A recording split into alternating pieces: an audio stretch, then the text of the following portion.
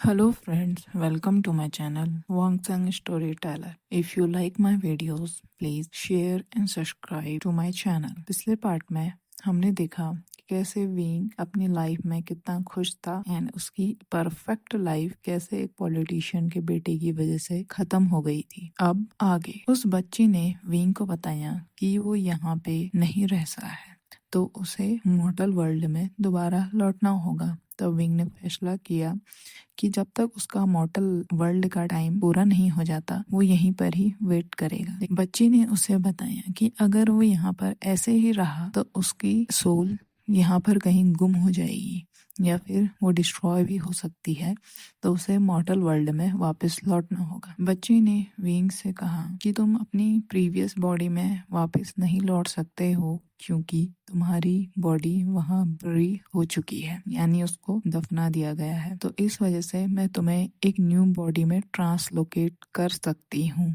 कोई और रास्ता न मिलने की वजह से विंग बच्ची की इस बात को मान गया एंड उसने ये करने के लिए हामी भर दी।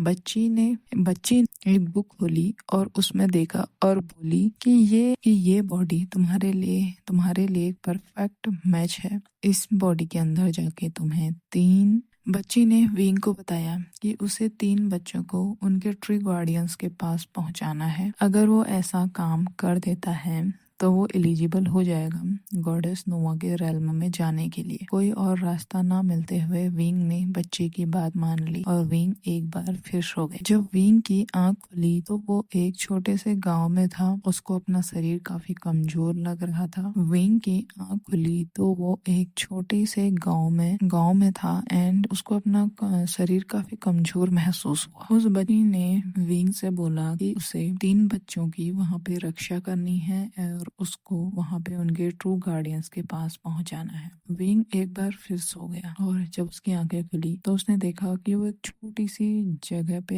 है, मतलब एक छोटे से घर में है एंड उसको अपना बॉडी काफी ज्यादा कमजोर महसूस हुई। उसने देखा कि उसने बहुत ही ज्यादा अच्छे कपड़े तो नहीं पहने हुए हैं। अब मैं आपको इस वर्ल्ड के बारे में बता देती हूँ। ये एक न्यू वर्ल्ड है जहाँ पर विंग का रीइंकार्नेशन हुआ है एंड इन अदर वर्ल्ड ये एक बहुत बड़ा किंगडम है। इस अदर वर्ल्ड का मैं आपको एक डिस्क्रिप्शन दे देती हूँ। एक बहुत बड़ा किंगडम है लैंड किंगडम। उस लैंड किंगडम के अंदर बहुत सारे स्टेट हैं, उन जैसे मो, जियांग, विंग, निंग, यांग, स्वान, ऐसे ही बहुत सारे किंगडम्स हैं और इन किंगडम्स का एक एक लगा लीजिए आप एक एक कुल प्रमुख टाइप है। लेकिन यहाँ का जो मेन ट्रू किंग है वो लैन सेचैन ही है एंड लैन सेचैन एंड लैन वांजी की ऐसी बहुत सारी वाइफ्स हैं। इस वर्ल्ड में इस तरीके का है कि अल्फा ही टॉप पोजीशंस पे होता है, लेकिन बीटा एंड ओमेगा को मतलब बहुत अच्छी पोजीशन नहीं मानी जाती है और बीटास की हालत यहाँ और भी ज़्यादा ख़राब है क्योंकि बीटास में माना जाता है कि इनमें कुछ भी खासियत नहीं होती है। तो यहाँ पे जो अल्फाज होते हैं वो बीटा के साथ अच्छा बिहेव नहीं करते हैं या फिर उनको बहुत अच्छी पोजीशंस पे नहीं रखा जाता है एंड उनके साथ कोई भी मतलब शादी करना या फिर कोई ऐसी संबंध बनाना इस तरीके की चीज़ें पसंद नहीं की जाती हैं।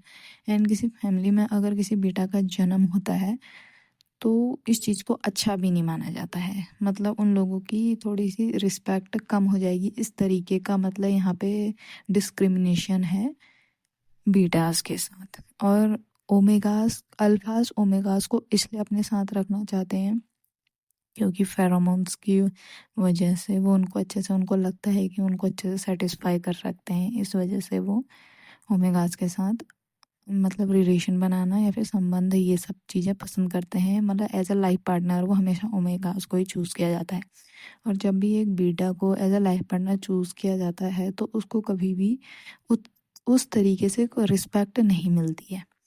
ये यहाँ का मेन मैंने प्लॉट आपको बता दिया कि किस तरीके का है। अब कहानी पे रिज्यूम करते हैं। कहानी में जो विंग होता है, विंग जब अपनी आंखें खोलता है तो वो देखता है कि वो बहुत ज़्यादा कमज़ोर है और उसने बहुत ज़्यादा अच्छे कपड़े भी नहीं पहने हुए हैं और उसने देखा कि उसको वो थोड़ा उठा और उसने देखा बहुत ही ज़्यादा कमज़ोरी भी महसूस हो रही है।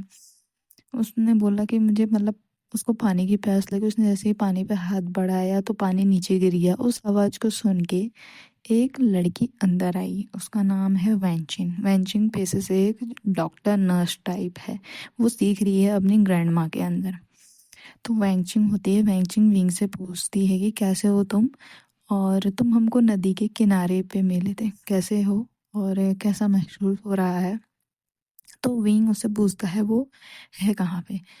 तो फिर वेंगचिन बोलती है वो मो स्टेट के अंदर है, और तुम ये बताओ कि तुम हो कौन, कहाँ से, कैसे से हो, तो हम तुम्हें तुम्हारी फैमिली के पास पहुंचा दें। तुम हमको नदी के किनारे मिले थे, तो मेरा भाई वेनिंग तुमको यहाँ तक लेकर आया। तो फिर तुम बताओ कि तुम कहाँ के थे, उसका पता, ये सब पूछने लगते हैं। लेकिन विंग विंग को तो ये सब पता था नहीं, वो तो था किसी और रेल्म का, तो उसको नहीं पता होता है। तो वो बोलता है विंग की क्या बोलते हैं, मैं उसको अपने मन में सोचता है, अगर मैं इनसे ये बोलूँ कि मेरा रेन कार्नेशन हुआ है, मैं मून गॉडेस की वजह से यहाँ पर हूँ, ये सब ऐसा वैसा बोलूँ, तो ये लोग मुझे पागल समझेंगे, या फिर मैं, ये हो सकता है मुझे मार दें। उसको पता नहीं है ये जगह खतरनाक है, कैसी है, क्या है, तो झूठ बोल देता, उसको कुछ याद ही नहीं है अपने बारे में।